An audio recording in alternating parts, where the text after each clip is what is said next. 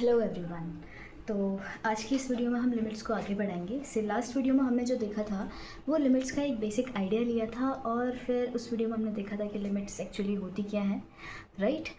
Limits की definition हमने देख चुकी है और उसके बाद हमने एक चीज़ और डिस्कस की है कि हम लेफ़्ट हैंड लिमिट और राइट हैंड लिमिट को कैसे कैलकुलेट करते हैं, ठीक है। तो वो हमें अच्छे से आना चाहिए ताकि हम कॉन्टिन्यूटी को अच्छे से समझ सकें और आगे की कैलकुलस में अच्छे से काम कर सकें, ठीक है। तो फिर आज हम पहले तो कुछ इंपॉर्टेंट रिमार्क्स से शुरू करने वाले हैं, कुछ इंपॉर्टेंट चीज़ें जो हमें पहले पता हों, फिर हम देखेंगे अलजेब्रा ऑफ लिमिट्स और फिर कुछ मेथड्स लिमिट्स को सॉल्व करने के जो हम यूज़ करते हैं उन मेथड्स पे आज हम डिस्कशन करेंगे, ठीक है। तो इस वीडियो में सबसे पहले हम जो देखने वाले हैं कुछ रिमार्क्स देखने वाले हैं, जिसमें पहला रिमार्क जो हमारा आता है वो ये आता है कि if f is an odd function, अगर f एक ऑड फंक्शन हमें मिला है और साथ में एंड इफ़ हम कह रहे हैं कि वो जो फंक्शन हमें मिला हुआ है, limit of that function x at x when x tends to zero, ठीक है। Limit of that function F X when x is tending to zero exist, हम कह रहे हैं कि उस फंक्शन की लिमिट एग्जिस्ट कर रही है, ठीक है, लिमिट एग्जिस्ट कर रही है। तो हमें ये बोला है कि then limit must be zero, तो लिमिट जो होनी चाहिए ना वो ज़ीरो होनी चाहिए, लिमिट मस्ट बी ज़ीरो। हम कह रहे हैं कि अगर ऐसा होगा, कैसा, अगर हमारे पास एक फंक्शन है ऑड फंक्शन, आपको ऑड फंक्शन आई होप याद होगा, odd function means F of minus X will be minus of F x, ठीक है। ये बात हमें ऑड फंक्शन में ध्यान रखनी है। अगर फंक्शन ऑड फंक्शन होगा और हम कह रहे हैं कि एक्स टेंडिंग टू जीरो में उस फंक्शन की लिमिट एग्जिस्ट कर रही है तो डेफिनेटली उस फंक्शन की लिमिट ज़ीरो होने वाली है, ठीक है। ये एक रिजल्ट है जो आपको याद होना चाहिए। May be it will be helpful in for your MCQs और असर्शन रीजन टाइप क्वेश्चंस, ठीक है। तो उसको आप ध्यान से देखिएगा। हम इसको छोटा सा प्रूफ कर लेते हैं। हमसे इस क्वेश्चन में कहा है ना, हमने ये तो पढ़ा है कि लिमिट एग्जिस्ट कब करती है। लिमिट एग्जिस्ट तब करती है जब किसी फंक्शन की लेफ्ट हैंड लिमिट और राइट हैंड लिमिट इक्वल आती है, राइट। पहले तो एग्जिस्ट करनी चाहिए, फिर दोनों इक्वल आनी चाहिए, तब हम कहते हैं लिमिट एग्जिस्ट कर रही है। तो हमें तो इस फंक्शन में पहले ही बोला है ना कि इस फंक्शन की लिमिट एग्जिस्ट कर रही है, मतलब limit of F X when X is extending to zero exist, हमें ये बोला है कि एग्जिस्ट कर रही है। अगर एग्जिस्ट कर रही होगी इस फंक्शन की लिमिट, तो फिर तो इस फंक्शन की जो लेफ्ट हैंड लिमिट होगी, मतलब हम जीरो से थोड़ा लेफ्ट में देखेंगे वो लिमिट, और जब हम इसी फंक्शन के थोड़ा सा राइट में जाएंगे, यानी कि इसकी जो राइट हैंड लिमिट होगी when X is tending to zero plus, यानी कि राइट हैंड लिमिट जब हम निकालेंगे तो वो दोनों इक्वल होनी चाहिए, क्योंकि लिमिट एग्जिस्ट करने का यही तो मतलब होता है ना। फिर आपको पता है हम लिमिट कैसे निकालते थे, हम कहते थे कि हम इसको एच टेंडिंग टू जीरो लिख देते हैं और x की जगह पे हम जीरो माइनस एच लिख देते थे, राइट। हमने लास्ट वीडियो में ये सीखा हुआ है, उसे पूरा कीजिएगा ताकि वो समझ में आए, ठीक है। फिर यहाँ पर भी हम एच टेंडिंग टू जीरो लिख सकते हैं और यहाँ पर आ जाएगा जीरो प्लस एच जब हम राइट हैंड लिमिट कैलकुलेट कर रहे होंगे, राइट। तो इसको अब मैं एक स्टेप यहाँ पे स्किप करके डायरेक्टली बोल देती हूँ कि ये एफ ऑफ माइनस एच हुआ ना, राइट, जीरो माइनस एच यानी कि एफ ऑफ माइनस एच। और आपको पता है कि ये फंक्शन तो एक ऑड फंक्शन है, odd function means F of minus X will be minus of F X, means इसको हम डायरेक्टली ऐसा लिख सकते हैं ना, minus limit H tending to zero will be F of H, right. F of minus H को minus of F H लिख सकते हैं, तो मैंने माइनस को लिमिट से बाहर लिख दिया, ठीक है। और यहाँ पे तो फिर ठीक ही बात है, यहाँ क्या हो जाएगा, limit H tending to zero it will be F of H, right. अब हम क्या करते हैं, दोनों चीज़ों को एक तरफ ले जा लेते हैं, ठीक है। चाहूँ तो मैं इसको यहाँ ले जाऊँ तो यहाँ पे मतलब इसको यहाँ हम शिफ्ट कर देंगे, तो ये क्या ऐसा हो जाएगा, 2 times limit H tending to zero of F H, ऐसा हो जाएगा। तो अगर दोनों चीज़ों को मैं एक ही तरफ शिफ्ट कर दूँगी तो फिर एक तरफ तो ज़ीरो बचेगा, राइट। तो ये 2 जो है इसको हम डिवाइड में ले जाएंगे तो फिर ये वैसे भी ज़ीरो हो जाना है। इसका मतलब जो limit H tending to zero आएगी इस फंक्शन की एफ ऑफ एच की, वो ज़ीरो आएगी, ठीक है। फिर इस एच को हम एक्स से तो रिप्लेस कर ही सकते हैं, राइट। तो यहाँ पे जो limit x tending to zero when f of x for f of x will be equal to zero, right.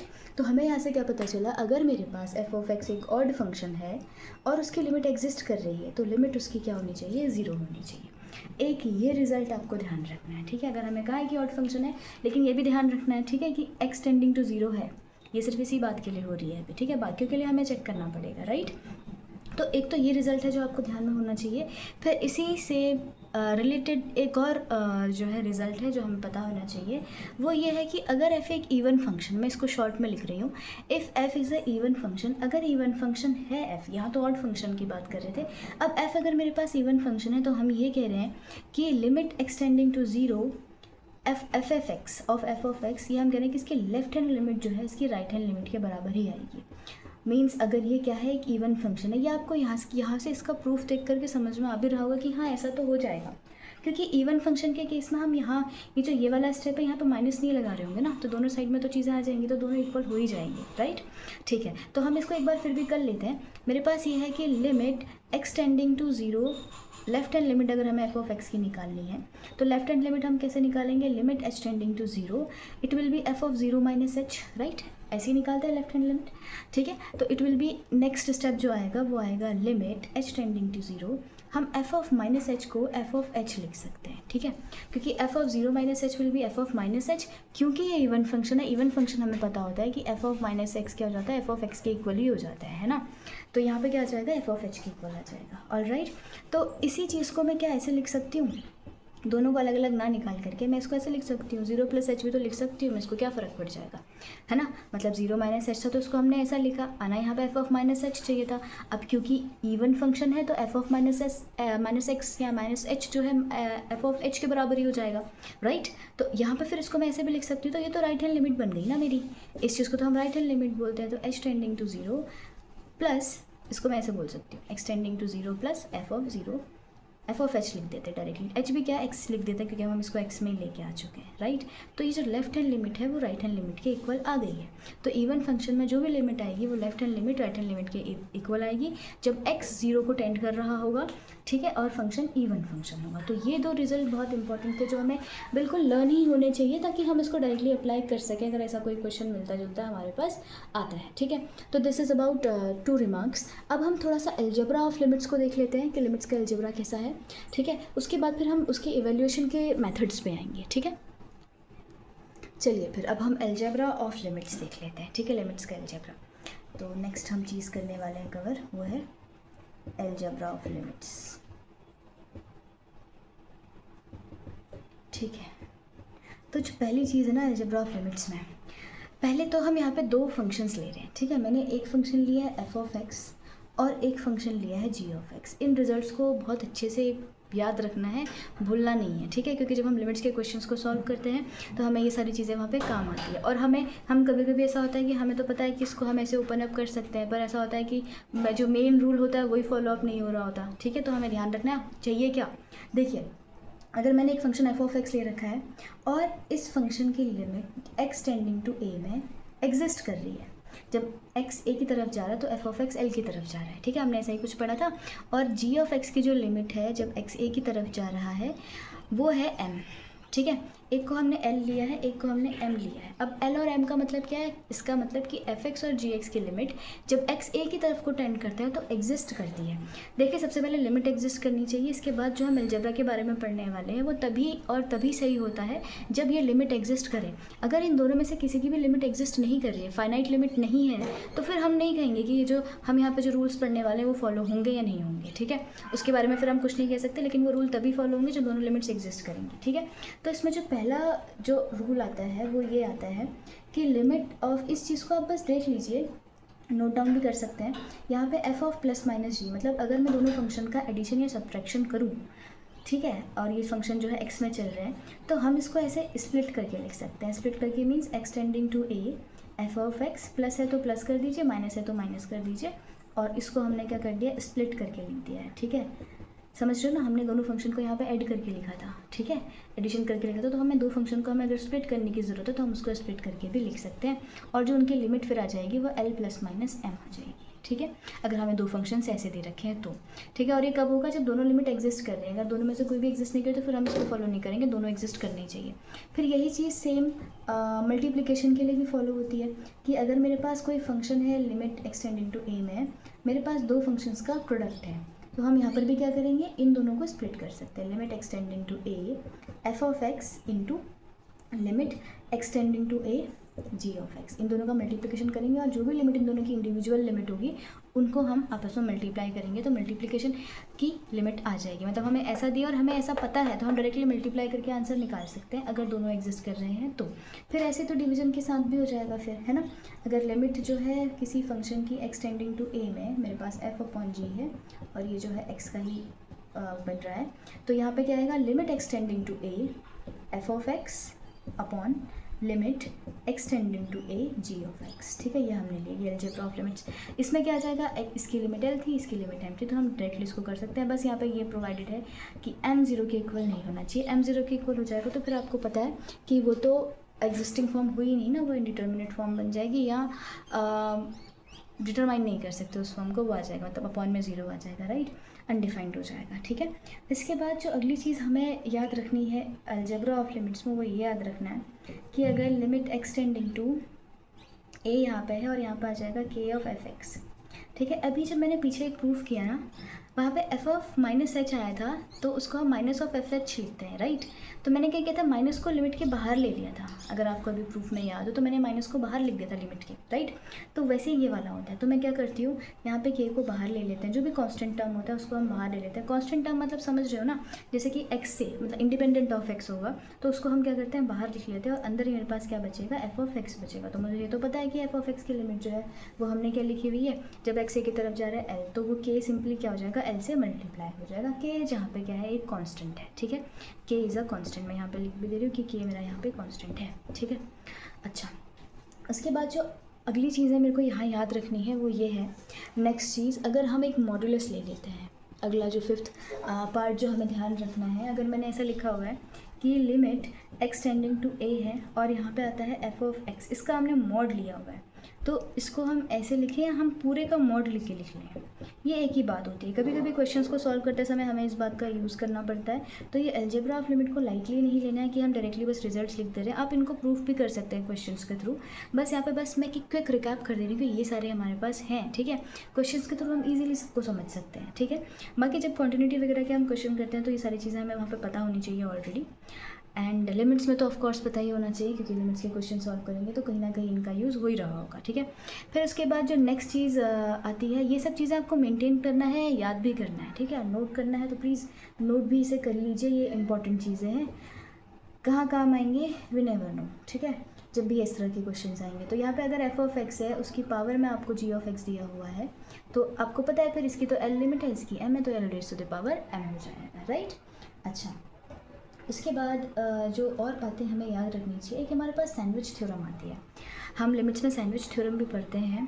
तो सैंडविच थ्योरम में क्या होता है वो मैं इसको हटाने के बाद एक बार डिस्कस कर लूँगी कि सैंडविच थ्योरम में हम क्या करते हैं, ठीक है। हाँ, एक इम्पॉर्टेंट बात जो यहाँ पर मुझे और बतानी है, जो कि बहुत इंपॉर्टेंट है, वो ये है कि अगर किसी फंक्शन एफ ऑफ एक्स, ये एफ ऑफ एक्स जो हमने ऊपर ले रखा है, ये एक्सटेंडिंग टू ए है, अगर ये फंक्शन ना प्लस इन्फिनिटी की तरफ को जा रहा है, मतलब इस फंक्शन की जो लिमिट है वो प्लस इन्फिनिटी की तरफ या माइनस इन्फिनिटी की तरफ जा रही है, ठीक है। अगर किसी फंक्शन की लिमिट प्लस इन्फिनिटी या माइनस इन्फिनिटी की तरफ जा रही है देन, ठीक है, इसको आप अलग से ही मान लीजिएगा, क्योंकि यहाँ पर हम ये एल और एम के हिसाब से लेके चल रहे थे, इसको आप अलग से ले लीजिएगा कि जब फंक्शन की लिमिट किसी एक्सटेंडिंग टू ए में प्लस इन्फिनिटी या माइनस इन्फिनिटी की तरफ जाती है, तो जो 1/f ऑफ एक्स की लिमिट होती है, मैंने लिमिट नहीं लिखा आगे से, तो यहाँ पे जो लिमिट ऑफ दैट फंक्शन, उसके रेसिप्रोकल का, ठीक है, इस फंक्शन का रेसिप्रोकल जो आएगा उसकी लिमिट हमेशा ज़ीरो हो जाएगी। ये बहुत इंपॉर्टेंट है, जब हम इनफाइनाइट लिमिट्स को कैलकुलेट करते हैं तो हमें ये काम आता है, ठीक है, ये भी रिजल्ट काम आता है, तो उसको ध्यान रखना है। अगर किसी फंक्शन की लिमिट इन्फिनिटी या माइनस इन्फिनिटी की तरफ को जा रही है तो उसके रेसिप्रोकल की लिमिट कहाँ जाएगी, ऑलवेज ज़ीरो हो। ये आपके एमसीक्यू में भी आपको काम आ सकता है, ठीक है। तो ये सारी चीज़ें हैं जो हमें अलजेब्रा ऑफ लिमिट्स में ध्यान रखना है, ठीक है, ओके। तो अब हम एक काम करते हैं कि सैंडविच थ्योरम को थोड़ा सा डिस्कस कर लेते हैं। हम इसके प्रूफ पे नहीं जाएंगे, बस एक हल्का सा इसका आइडिया लेंगे कि सैंडविच थ्योरम होती क्या है, और फिर इसका यूज़ बाकी जब हम ट्रिग्नोमेट्रिक लिमिट्स निकालते हैं ना, तो एक बड़ा अच्छा सा इसका प्रूफ है जो हमें ध्यान रखना चाहिए। प्रूफ पे तो हम नहीं जाएंगे, बस हम सब चीज़ों का एक बेसिक आइडिया ले लेते हैं कि हाँ ये हमें काम कैसे करते हैं, क्योंकि प्रूफ एग्जाम में ऐसे पूछा नहीं जाता, तो हम सैंडविच थ्योरम का एक आइडिया ले लेते हैं। एंड देन फिर कुछ इवैल्यूएशन ऑफ लिमिट्स पे चलेंगे। उससे पहले हम इनडिटरमिनेट फॉर्म्स पे चलेंगे, क्योंकि सबसे पहले जो इंट्रोडक्शन हम इनडिटरमिनेट फॉर्म्स का करवाते हैं वो लिमिट्स के अंदर ही करवाते हैं, ठीक है।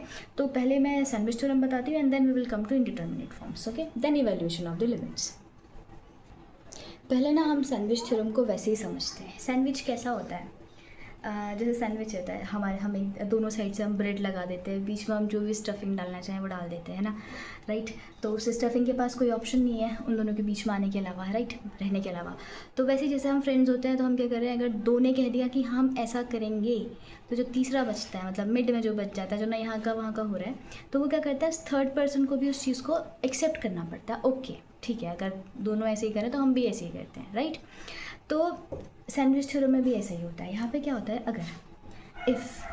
अगर मेरे पास एफ ऑफ एक्स कोई फंक्शन है जो छोटा है या बराबर है जी ऑफ एक्स के, ठीक है, फंक्शन हमने कोई भी ले रखे हैं, f of x, g of x, और एक एच ऑफ एक्स भी मैंने फंक्शन ले रखा है। एफ ऑफ एक्स छोटा या बराबर जी ऑफ एक्स के है और जी ऑफ एक्स छोटा या बड़ा एच ऑफ एक्स के बराबर है, मतलब एच ऑफ एक्स सबसे बड़ा फंक्शन है, ठीक है। तो अगर ये तीनों फंक्शन कुछ इस तरीके से हैं, तो फॉर एवरी एक्स, ठीक है, हर एक्स के लिए, for every X in the deleted neighbourhood. अच्छा, ये डिलीटेड नेबरहुड टर्म आपने शायद पहली बार ही सुना होगा। मैं नेबरहुड को शॉर्ट में ऐसे लिख देगा, ये मैंने नेबरहुड लिखा हुआ है, इट इज़ नेबरहुड, राइट। तो हम क्या कह रहे हैं, for every X in the deleted neighbourhood of A. Deleted neighbourhood of A का मतलब, आप सबसे पहले उस फंक्शन को याद कीजिए जो हमने लिमिट्स के लिए शुरू किया हुआ था। हमने ये वाला फंक्शन लिया था -4 upon x minus 2, I think ये फंक्शन था। तो हमने कहा था कि ये फंक्शन 2 पे नहीं डिफाइंड है ना, तो हमने क्या किया था, ये फंक्शन 2 पे डिफाइंड नहीं, तो क्या हुआ, हमने 2 के आसपास इसको डिफाइन किया था। तो इस 2 के आसपास हम इसकी लिमिट कहाँ कैलकुलेट कर रहे थे, इस फंक्शन की लिमिट को हम 2 पे ही निकाल रहे थे, लिमिट 2 पे निकाल रहे थे। हाँ, लिमिट क्या होती है, आसपास की वो। तो हम क्या करते हैं, हम इस 2 को ही हटा देते हैं ना वहाँ से, हम 2 के इधर, ये अगर 2 है तो 2 के यहाँ और यहाँ कैलकुलेट करते हैं। तो ये डिलीटेड नेबरहुड होता है कि जिस पॉइंट को हमने हटा दिया, मतलब ए पे हम लिमिट निकाल रहे तो डिलीटेड नेबरहुड यानी कि इसको ही हमने हटा दिया, उस पॉइंट को, ठीक है। तो इस टर्म से बहुत ज़्यादा घबराना नहीं है कि क्या नया टर्म आ गया है। बेसिकली हमने कहा कि हर एक्स डिलीटेड नेबरहुड ऑफ ए, मतलब ए को हटा देना है वहाँ पर से, ठीक है, ये है। तो वहाँ पे हर उसके लिए जो क्या होगा, जो लिमिट है, लिमिट एक्सटेंडिंग टू है, ये थ्योरम क्या कह रही है इसको ध्यान से समझना, ठीक है। ये फंक्शन एफ ऑफ एक्स है, इसकी जो लिमिट है वो अगर एल आ रही है, और जो ये फंक्शन एच ऑफ एक्स है उसी रिलेटेड नेबरहुड में ए के रिलेटेड, आप इसको ऐसे ना भी समझना चाहें तो आप बस ये समझिए कि वन एक्सटेंडिंग टू ए, ठीक है। अगर ये टर्म नहीं समझ में आ रहा, इसको समझने में दिक्कत है, तो आप इतना समझिए कि एक्सटेंडिंग टू ए, मतलब ए पर जब हम लिमिट निकाल रहे हैं फंक्शन एफ ऑफ एक्स की, तो वो एल आ रही है, और एच ऑफ एक्स की निकाल रहे हैं तो वो भी एल आ रही है, ठीक है। मतलब ये जो दो एफ ऑफ एक्स और एच ऑफ एक्स थे, जो बीच में फंक्शन था, ये इससे छोटा था और इससे बड़ा था, या हो सकता है बराबर भी हो, ठीक है। तो जब इसकी लिमिट भी एल ही आ रही है, इसकी भी लिमिट एल आ रही है, तो जी ऑफ एक्स की लिमिट डेफिनेटली क्या होगी, वो भी एल ही आएगी, ठीक है। ये है सैंडविच थ्योरम, बन गया ना सैंडविच। ये समझ आया कि दोनों साइड से अगर जो काम है वो एक जैसा चल रहा है, तो जो बीच में फंक्शन बचता है उसकी लिमिट भी क्या होगी, फिर एल ही होगी। मतलब ये जो जी ऑफ एक्स बीच में बचा है, तो उसकी भी लिमिट को क्या होना पड़ेगा, एल ही होना पड़ेगा। ये हमारी सैंडविच थ्योरम। हम इसके प्रूफ पे बिल्कुल नहीं जा रहे हैं, लेकिन जो ये रिजल्ट है ये बहुत इंपॉर्टेंट है, ठीक है। हमें कैलकुलस में कई जगह पर ये काम आता है, ठीक है। तो इस रिजल्ट को प्लीज़ ध्यान में रखिएगा। अगर f of x is a function less than equal to g of x, g of x is a function less than equal to h of x, and if f of x and h of x has the same limit L, then gx has the limit L, ठीक है। अगर दोनों की limit L ही आ रही है तो फिर g of x की भी क्या आएगी, L आएगी। बस g of x क्या होना चाहिए, उन दोनों के बीच में लाई करना चाहिए वो फंक्शन, ठीक है। ये बात ध्यान रखेंगे, ये जो कंडीशन है ये हमें ध्यान रखनी है, ठीक है। तो ये हमारी सैंडविच थ्योरम थी, जो कि बहुत इंपॉर्टेंट है और हमें ध्यान रखनी है। ओके तो अब हम चलते हैं इनडिटर्मिनेट फॉर्म्स की तरफ। जो हमारी 7 इनडिटर्मिनेट फॉर्म्स होती है उनको भी डिस्कस कर लेते हैं, जो कि इंपॉर्टेंट है। मैथमेटिक्स अगर हम पढ़ रहे हैं तो हमें पता होनी चाहिए, ठीक है। तो let's go to indeterminate forms now. तो अब हम आते हैं इनडिटर्मिनेट फॉर्म्स की तरफ, ठीक है। इनको अच्छे से समझिएगा, हमें सारी फॉर्म्स पे तो ध्यान भी नहीं देना है, हमें 2 फॉर्म पे ध्यान देना होता है, 0/0 सबसे इंपॉर्टेंट, एंड इन्फिनिटी/इन्फिनिटी, ठीक है। पर पहले देखते हैं, चलिए इनडिटर्मिनेट फॉर्म्स, ठीक है। अभी तक हमने क्या पढ़ा है, यहाँ तक जो हम पढ़ के आए हैं, हमने ये देखा कि अगर अभी अलजेब्रा ऑफ लिमिट्स में भी हमने ये देखा हुआ है कि एक्सटेंडिंग टू ए अगर है एक एफ ऑफ एक्स और जी ऑफ एक्स, आपको ये पता है ना रैशनल फंक्शंस होते हैं, फंक्शन से ही हम पढ़ के आते हैं, तो रैशनल फंक्शन है उसकी जब हम लिमिट फाइंड आउट कर रहे हैं, तो हमने अभी लिमिट्स में हमने देखा हुआ है कि अगर f of x upon g of x लिखा हुआ है तो हम क्या कर देते हैं, लिमिट्स ऊपर भी दे देते हैं नीचे भी दे देते हैं, काइंड ऑफ, राइट। अभी हमने अलजेब्रा ऑफ लिमिट्स में इसको देखा हुआ है। और यहाँ पर हमें एक बात ध्यान रखना है कि ये जो जी ऑफ एक्स है, यानी कि x tending to a g of x है, ये नॉन ज़ीरो होना चाहिए। ज़ीरो हो जाएगा तो फिर ये इनडिटर्मिनेट आ जाएगा, राइट।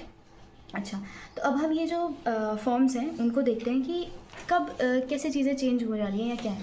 अब इंटरेस्टिंग सिचुएशन कब आती है ना, अगर दोनों ज़ीरो हो जाए, अभी हम यहाँ तो कह रहे हैं कि अभी तक हमने ये पढ़ा हुआ है, अभी तक जहाँ पर हमारा जो हमारे डोमेन था उसमें इतनी चीज़ें हमने देखी। अब थोड़ा सा इसको बढ़ाते हैं। इंटरेस्टिंग सिचुएशन कब आती है देखिए, अगर मेरे पास लिमिट जब x a की तरफ को जा रहा है f ऑफ एक्स की और g ऑफ एक्स की भी जब x a की तरफ को जा रहा है, तो ये दोनों ही ज़ीरो आ जा रही है। तो ये किस तरीके की फॉर्म आ जा रही है, अगर फिर मैं यहाँ पर बोलूँ कि जो limit one x is tending to a f of x upon g of x जो है वो क्या आ जा रहा है, वो तो 0/0 की फॉर्म आ जा रही है। ठीक है, 0/0 की फॉर्म तो हम मीनिंगलेस मानते हैं ना, 0/0 फॉर्म जो आ गई हमारी उसको हम मीनिंगलेस मानते हैं, राइट। अब ये जो 0/0 फॉर्म आई है ना, ये फॉर्म इसको हम मीनिंगलेस मानते हैं या अनडिफाइंड मानते हैं, लेकिन ये 0/0 आना ये बिल्कुल भी इम्प्लाई नहीं करता है कि ये लिमिट अनडिफाइंड होगी या ये मीनिंगलेस होगी। ठीक है, मैंने क्या कहा, मैं रिपीट कर रही हूँ। अगर मेरे पास ये f of x upon g of x की बात कर रहे हैं, ठीक है, हम सिर्फ इतने की बात कर रहे हैं, अगर मेरे पास दोनों ज़ीरो आ गए तो 0/0 की फॉर्म ले रहा है, लेकिन 0/0 की फॉर्म आने का ये मतलब नहीं होता है कि इसकी लिमिट भी मीनिंगलेस आएगी या अनडिफाइंड होगी। मैक्सिमम केसेस में ये एक फाइनाइट लिमिट आती है। ठीक है, 0/0 की फॉर्म आने के बाद भी ये जो लिमिट हम जब कैलकुलेट करते हैं तो ये एक फाइनाइट लिमिट आ जाती है, और लिमिट एग्जिस्ट कर रही होती है, एग्जिस्ट करेगी तो फाइनाइट आ जाएगी, राइट। ठीक है, तो अब हम क्या करते हैं ना, इन्हीं इस तरीके के जब हम लिमिट्स को डिटरमाइन करते हैं, ठीक है, 0/0 की फॉर्म का है, तो हम क्या करते हैं यहाँ पे, मतलब यहाँ पे ऐसा कुछ भी नहीं है इनडिटर्मिनेट जैसा, हम कैलकुलेट करेंगे। ठीक है, ये जो 0/0 की फॉर्म है इसको हम डेफिनेटली इनडिटर्मिनेट बोलते हैं, लेकिन ये इनडिटर्मिनेट फॉर्म आने का ये बिल्कुल भी मतलब नहीं होता है कि हमारी लिमिट एग्जिस्ट नहीं करेगी या ये मीनिंगलेस हो जाएगी। ठीक है, ये बात हमें ध्यान रखनी है। ठीक है, तो ये 0/0 जैसे कि एक इनडिटर्मिनेट फॉर्म है ना, तो बाकी मैथमेटिक्स में और भी इनडिटर्मिनेट फॉर्म होती है, टोटल 7 होती है। इसको आप नोट डाउन भी कर लीजिए एंड ध्यान में रहना चाहिए। एक फॉर्म होती है 0/0, एक फॉर्म होती है इन्फिनिटी, एक होती है 0 into infinity, then infinity minus infinity, 0 raise to the power 0। ठीक है, 0 रेज़ टू द पावर 0 भी क्या होता है, इनडिटर्मिनेट होता है। ठीक है, फिर यहाँ पे 2 रेज़ टू द मैंने गलत लिख दिया, 2 रेज़ टू द पावर नहीं, 1 raise to the power infinity, and और क्या बच गया, 1 2 3 4 5 6, एक और बची है, it is infinity raise to the power 0। ठीक है, तो हमारे पास 7 इनडिटर्मिनेट फॉर्म्स हैं जो हमें याद रखनी चाहिए कि इस मैथमेटिक्स में हमारे पास 7 इंडिटर्मिनेट फॉर्म्स आती हैं, जिसमें से भी जो मोस्ट फंडामेंटल होती है 0/0 होती है। ये सबसे मोस्ट फंडामेंटल लिमिट वो है। ठीक है, ये सबसे ज़्यादा मोस्ट फंडामेंटल इंडिटर्मिनेट फॉर्म है, क्योंकि ये जो बाकी की सारी टर्म्स बच रही है ना, इसको हम रिड्यूस करके या फिर सॉल्व करके 0/0 की फॉर्म में ला सकते हैं। इसलिए ये जो है सबसे ज़्यादा फंडामेंटल क्या है, इनडिटर्मिनेट फॉर्म है। और जो हम ज़्यादातर क्वेश्चंस यहाँ पे लिमिट्स में करने होते हैं ना, वो 0/0 और इन्फिनिटी फॉर्म के ही करने होते हैं। मैक्सिमम क्वेश्चन हमारे ऐसे ही आते हैं। ठीक है, इन्फिनिटी की फॉर्म का भी आएगा ना, तो हम पहले उसको 0/0 में ले आते हैं, फिर उसको और सॉल्व करके हम लिमिट्स निकाल लेते हैं। हम ऐसे क्वेश्चन को भी डील करेंगे। ठीक है, तो आई होप आपको इनडिटर्मिनेट फॉर्म समझ में आया होगा। पहले हमारा डोमेन सिर्फ ये था, इतना देखा था ना हमने कि ये 0 नहीं होना चाहिए, हम ये बोल रहे थे। फिर इंटरेस्टिंग कहाँ से बनती है कहानी, यहाँ से।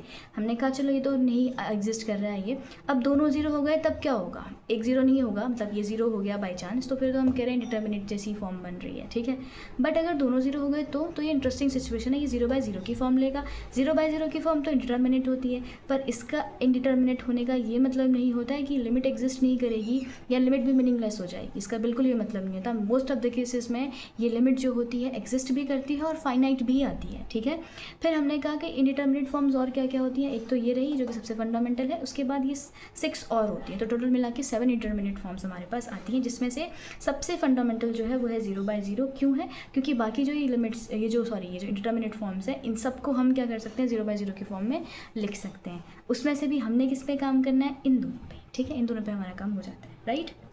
ठीक है, तो आई होप ये आपको समझ में आया होगा। अब हम चलते हैं थोड़ा सा लिमिट की प्रॉब्लम्स की तरफ। ठीक है, उनको हम इवेल्युएट कैसे करते हैं, इवेल्युएशन भी बाद में देखेंगे। पहले एक चीज़ देखते हैं कि लिमिट की प्रॉब्लम्स होती कितने टाइप की हैं, फिर हम इसके इवेल्युएशन बात है, उनको हम इवेल्युएट कैसे करेंगे। ऑलराइट, तो चलिए अब लिमिट की प्रॉब्लम्स के बारे में अगर हम बात करें, limits, problem on limits, 2 type की प्रॉब्लम्स को हमें यहाँ पर डील करना है। ठीक है, जो पहली प्रॉब्लम आएंगी वो वहाँ पर हम निकाल रहे होंगे एल्जेब्राइक लिमिट्स। एल्जेब्राइक तो आपको नाम से ही समझ में आ रहा होगा, algebra means x², x³ square root of x, right. कुछ इस तरीके के लिमिट्स हम निकाल रहे हैं। Limit extending to 1 x³ - 1 upon x - 1, या फिर हम कह सकते हैं limit extending to 0 square root of 1 + x plus square root of 1 minus x, या फिर माइनस भी रख सकते हैं ये, ठीक है, एक्सेट्रा। तो जब इस तरीके की लिमिट्स आती हैं तो उनको हम क्या बोलेंगे, एल्जेब्राइक लिमिट्स। ऑलराइट, ठीक है। फिर दूसरे जो टाइप की प्रॉब्लम्स आएंगी वो आएंगी नॉन एल्जेब्राइक, ठीक है। नॉन एल्जेब्राइक लिमिट्स में क्या होगा, नॉन एल्जेब्राइक में ये एल्जेब्रा वाला पोर्शन नहीं आएगा। अगर एल्जेब्रा वाला पोर्शन नहीं आएगा तो फिर क्या आएगा, फिर हम देखते हैं क्या आता है, ठीक है। नॉन एल्जेब्राइक लिमिट्स को हम देखते हैं। नॉन एल्जेब्राइक लिमिट्स में क्या होगा, कुछ इस तरीके की प्रॉब्लम्स आएंगी जहाँ पे ट्रिग्नोमेट्रिक फंक्शंस आ जाएंगे, ट्रिग्नोमेट्रिक रेशियोज इंक्लूड हो जाएंगे, या जहाँ पे इन्वर्स ट्रिग्नोमेट्रिक फंक्शंस आ जाएंगे, ठीक है। या हम और क्या कह सकते हैं, हाँ, लॉगरिथम आ जाएगा, एक्सपोनेंशियल आ जाएगा, कुछ इस तरीके की चीज़ें जब आ जाएंगी तो हम उसको कहाँ ले लेंगे, नॉन एल्जेब्राइक लिमिट्स में ले लेंगे, ठीक है। जैसे कि एक आध एग्जाम्पल हम लिख लेते हैं किस तरीके की दिखेंगी वो, e raise to the power sine x minus 1 upon x, कुछ ऐसा, ठीक है। Limit extending to 0 3 sine inverse 2x upon sine x, ठीक है। तो जब इस तरीके की लिमिट्स हमारे पास आ जाती हैं तो हम इनको क्या बोलते हैं, नॉन एल्जेब्राइक लिमिट्स बोलते हैं। तो लिमिट्स की जो प्रॉब्लम है वो बेसिकली दो टाइप्स की होने वाली है, एक तो एल्जेब्राइक लिमिट्स एंड दूसरी नॉन एल्जेब्राइक लिमिट्स, ठीक है। एल्जेब्राइक मीन्स नॉर्मल, आपको पता है जैसे हम जनरल एक्सप्रेशंस यूज़ करते हैं एल्जेब्रा में, सेम। नॉन एल्जेब्राइक में क्या आ जाएगा, ट्रिग्नोमेट्रिक फंक्शंस, इन्वर्स ट्रिग्नोमेट्री के functions, logarithm, exponential and so on. Alright, ठीक है। तो अब ये हुआ हमारा बेसिक जो इंट्रोडक्शन है वो पूरा हो चुका है लिमिट्स का। लिमिट्स क्या होती है, लिमिट्स लेफ्ट हैंड लिमिट कैसे कैलकुलेट करते हैं, राइट हैंड लिमिट कैसे कैलकुलेट करते हैं, फिर इंडिटर्मिनेट फॉर्म्स क्या होती हैं, प्रॉब्लम्स कैसी आती है लिमिट्स की फॉर्म में, है ना। लिमिट्स की जो प्रॉब्लम्स आती हैं वो किस किस तरीके की आती है, हमने सब कुछ डिस्कस कर लिया है। अब हम इसके इवेल्युएशन पे चलेंगे, ठीक है। तो आई थिंक ये वीडियो थोड़ा लंबा हो गया है, देखना मुश्किल हो जाता है, सो इसको हम यहीं पे स्टॉप कर देते हैं। अब जो नेक्स्ट वीडियो होगी उस पर हम इवेल्युएशन ऑफ एल्जेब्राइक लिमिट्स देखेंगे, और वो बहुत इंटरेस्टिंग वीडियो होगा क्योंकि हमने उसमें सिर्फ क्वेश्चंस करने हैं, हमने देखना है कि क्या क्या तरीके होने वाले हैं। हम बेसिकली उसमें 5 मेथड्स डिस्कस करेंगे, बाकी के हम अगले उसमें डिस्कस करेंगे, उसमें हम 5 डिस्कस करेंगे। That will be much more interesting क्योंकि कंसेप्ट हो चुका है, अब सिर्फ क्वेश्चंस करने हैं। हमने टाइप्स देखने की किस किस टाइप की आ जाती है, तो वो आपको बेसिक आइडिया दे देगा कि लिमिट्स की क्वेश्चंस हमने सॉल्व करने कैसे हैं, ठीक है। ओके, तो that's all for this video, thanks for watching.